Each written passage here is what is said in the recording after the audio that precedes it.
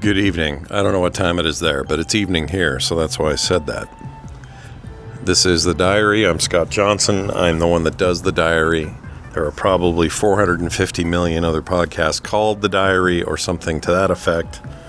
But that's fine. I've been doing this since 2006 or something, so I get to keep the name. It's mine, damn it. It doesn't matter. It doesn't matter. I'm not here to get litigious. I'm not here to challenge Judge Judy and her wisdom. Or Wapner, if you're of a certain age. Y'all remember that, right? The People's Court? This is the People's Court. The defendant is a guy who has a bush that's too big. The plaintiff wants him to trim it. The defendant says no. Will Judge Wapner decide? Right?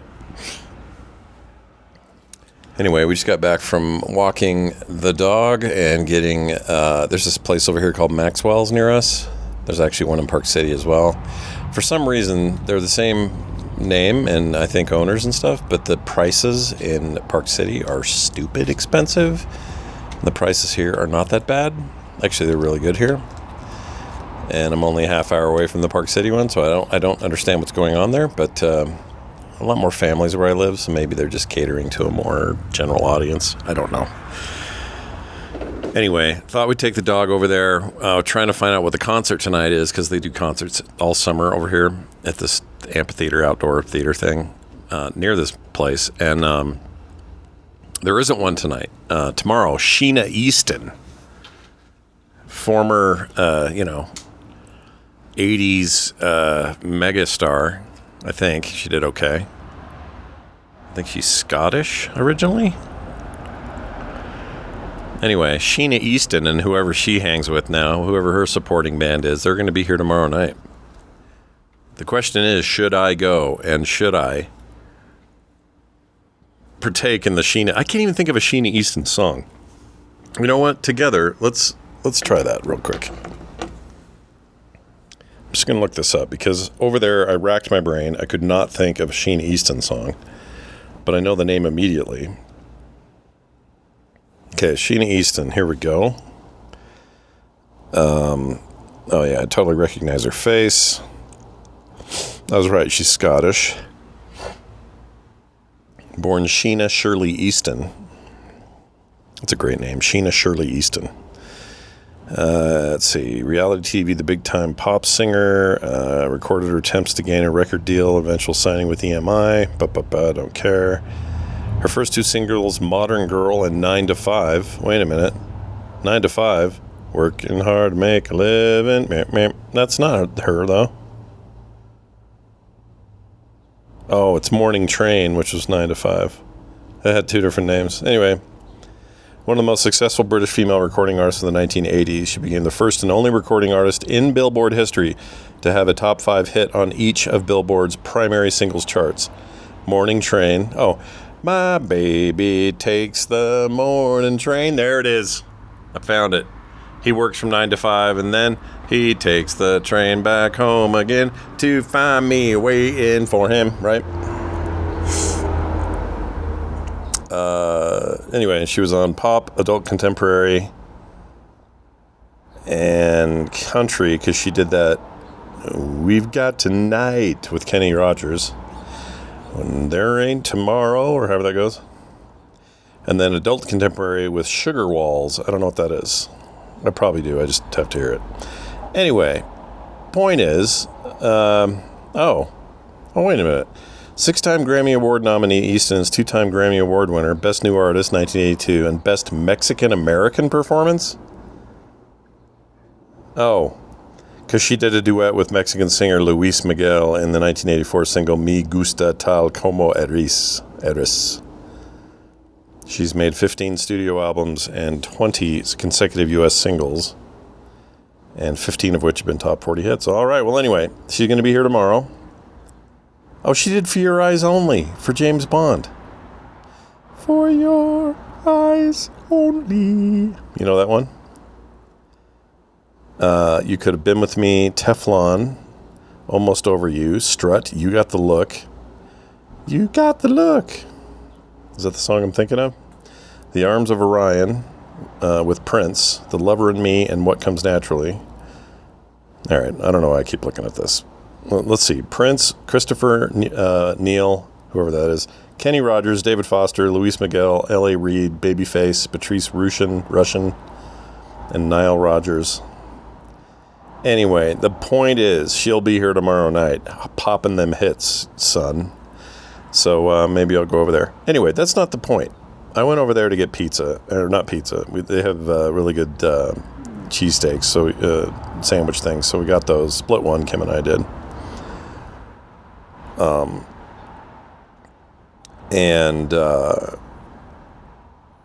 And we got to talking, and we reminded ourselves that this has been a crazy week, and I've been behind on diaries because of it, because of my schedule.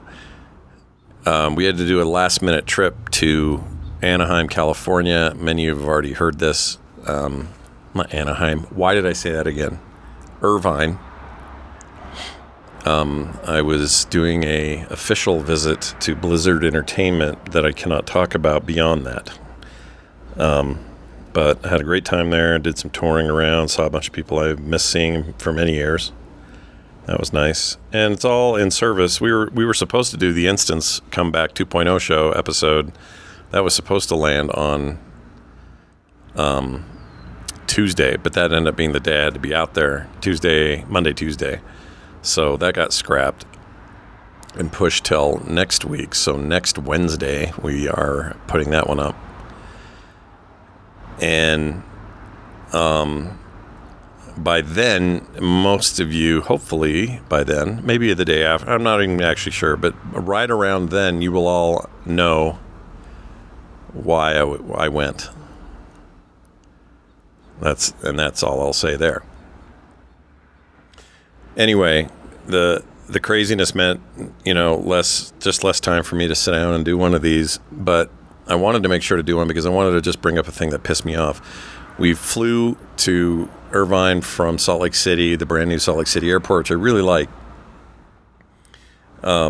Monday. And as I've stated on, I think, TMS and maybe elsewhere, we had torrential rain hit us just as we had gotten into the plane. It started raining really hard on the tarmac and kind of the surrounding area. And it turns out it was actually most of the city was covered by this, but in the middle of it, and normally rain, it sucks, but you can take off, it's fine, and taxi and all that. But it very quickly turned into a dangerous, I forgot what they called it. They gave it a level number or something, but it was a lightning storm.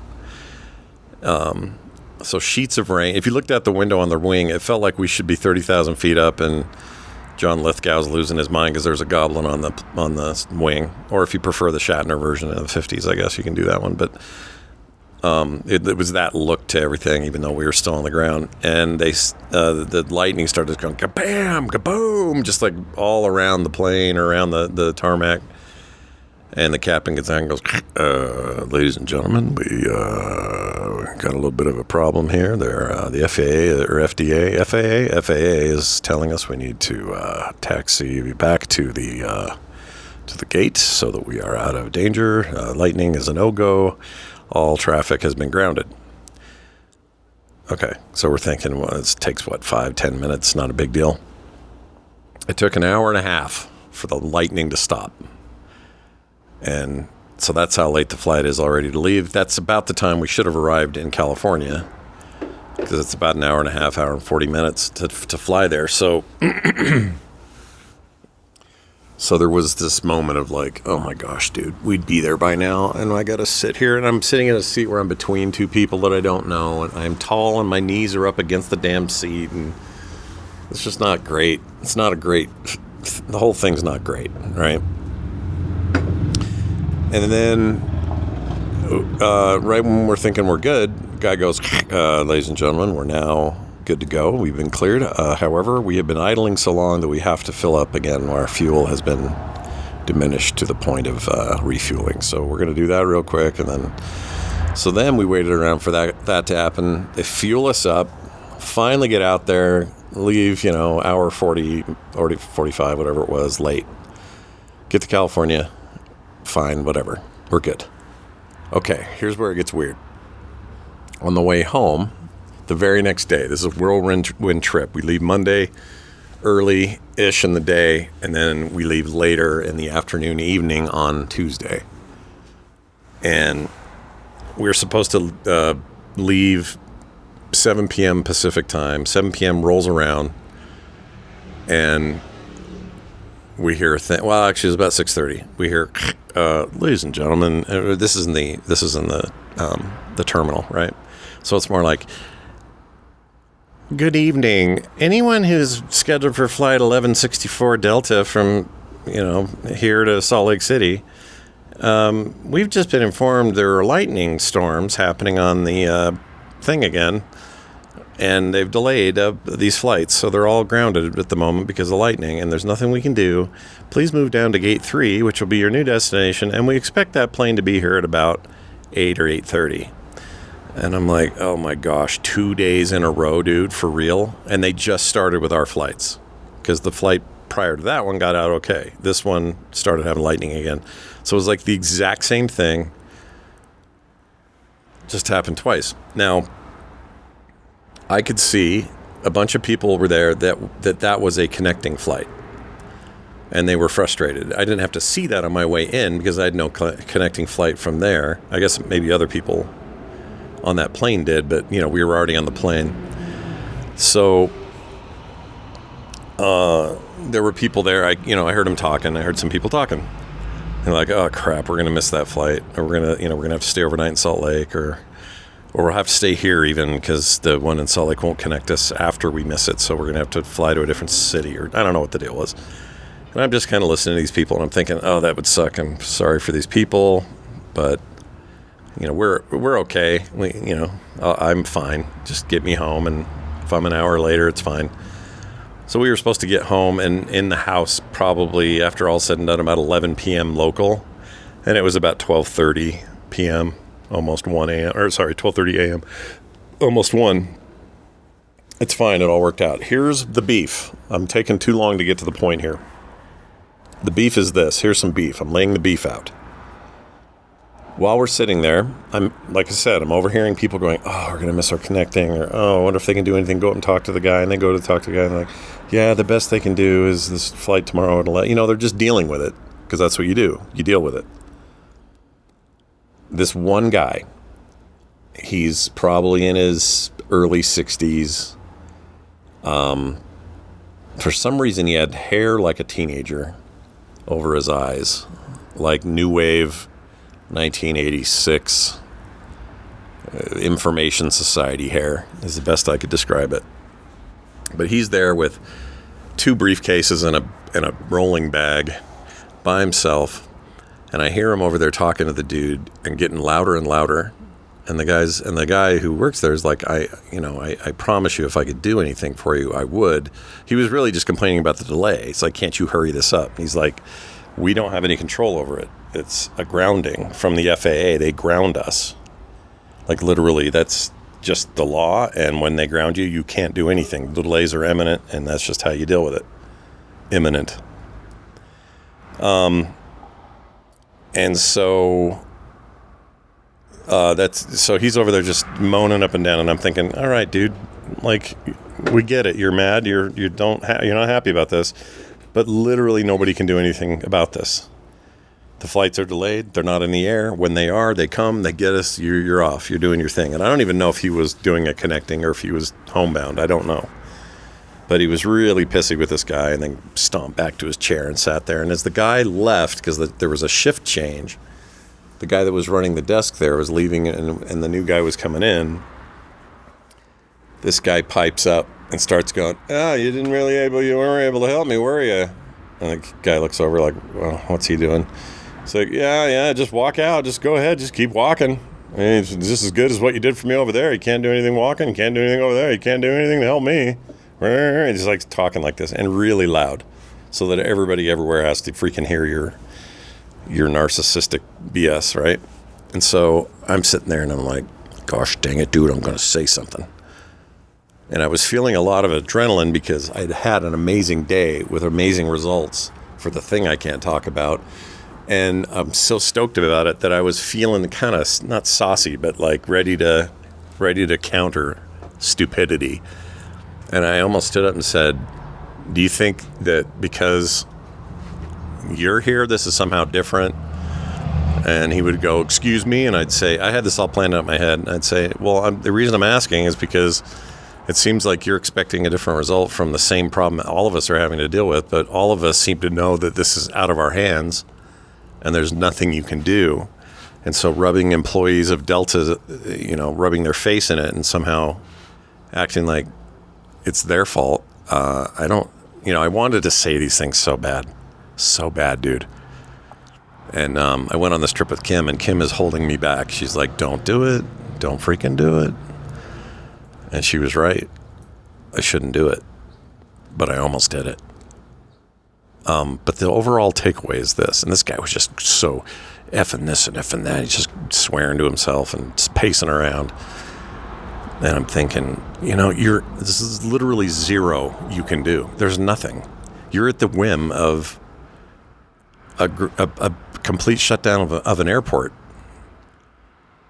It's not like everybody goes, uh-oh, that little guy with the funky hair and the stupid bags over there, we better do everything in our power to make sure he's okay. Forget about everything and everyone else. Forget about all of it. Just him is all that matters.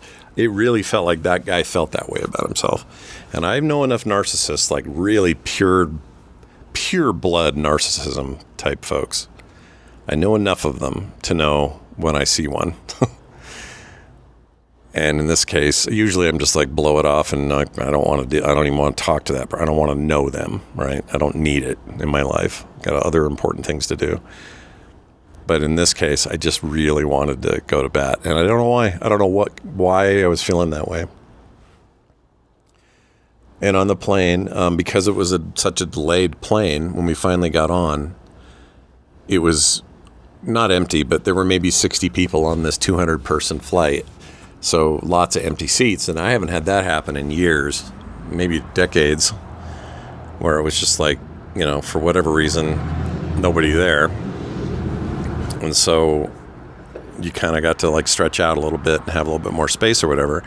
But this guy just sat there fuming, just pissed the whole time. The entire flight, I had my eye on him because he was up in front of me and near me. And he's fidgeting with like the screen that has movies and games and stuff, and he just can't settle on anything, and he kept flicking it back and forth and then punching the touch screen really hard, pushing the chair in front of him like it's not working fast enough for him or whatever. Like everything I watched this guy do was like a clinical case of what I'm talking about. And I kept being tempted. I just kept having this feeling of like, just go over there and say, why do you think your farts don't stink there, bud? Why do you think this is such a personal crime on you when everyone else has to deal with the same thing and literally nothing you can do about it? And my biggest beef was him yelling at the employees. Like, it's not cool.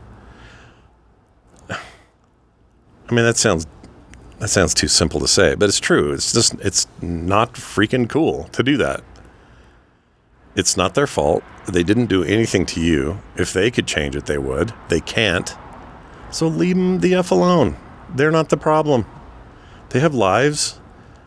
They have a whole day ahead of him, especially the second guy that got there. He was going to be there till midnight or something, and having this little psycho being a douche to him, I don't know, it really bothered me. The good news, though, most of the people on that flight were fine. Very nice, friendly. I helped some people move their bags up to the bin. They were very thankful. The staff or the flight attendants were awesome. And that guy just over there stewing in his own juices. The world didn't pay attention to old Jasper Von Potato Nuts or whatever his name is. I don't know his name. I never asked. Anyway, just wanted to share that story. Feel free to write in and tell me what you think of my thinking. Doesn't make any sense. There's a couple of ways you can do it. You can use the text line. I say it all the time. I'll say it again. 801-471-0462. Or you can go to the website and either email me or use the contact form right there on the page. Those are just as quick. That's over at frogpants.com/diary for the show. Actually, frogpants.com has the contact link right there as well, so you can just use it wherever you're at. Yeah, I think that's going to do it. Keep your eye on the prize next week. Big stuff happening. I mean, I think it is anyway. I don't know. The Instance 2.0 launching on Wednesday. It'll be a monthly to start anyway. And it will coincide with the big launch of the new expansion, which early accesses on the 22nd, and I think broadly on the 26th for World of Warcraft, which I'm way back into at the moment. And what else? That's it. Is that it? And then this thing I did, you'll get to see the fruits of it. All right. They're not tied together. This is not a hint that it has anything to do with the instance. It actually has nothing to do with the instance, other than it delayed it because I had to leave town. So, yeah, that's all I can say. All right, that's it. I'm looking at this cat here. He's staring at me, or she is, and I think that means she's hungry. So I'm going to see if I can help her out and remind her that she is also a narcissist and thinks the world revolves around her. All right. Okay. We'll see you soon.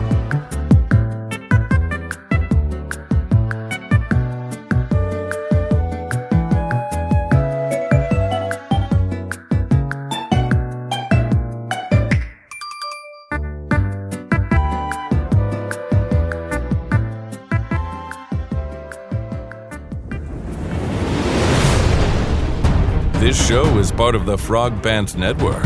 Yes. Get more at frogpants.com.